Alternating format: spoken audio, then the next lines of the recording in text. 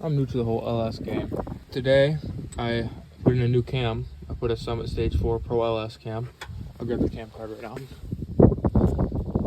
What's it got here? 626 intake, 605 exhaust. No modification to any valve seats or anything like that. Put the cam in, which is fairly easy.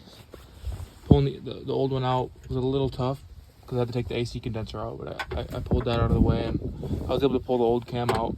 My route I decided to go was do the cam, then do the springs, and so I could bring the pistons to the top to turn to these valves. So I did the first two valve springs.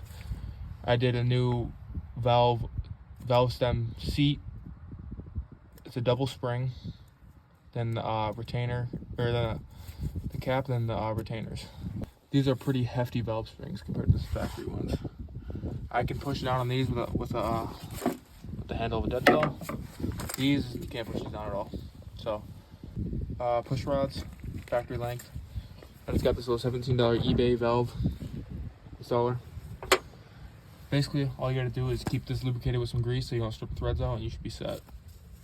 But, yep, this is a 5.3. It's got a Summit Stage 4 Pro LS cam, 8709 R1. And I got a BTR 660 lip spring retainer, everything kit. And out the door, probably for everything, was probably around $600. This thing's be chopping like a bad bitch.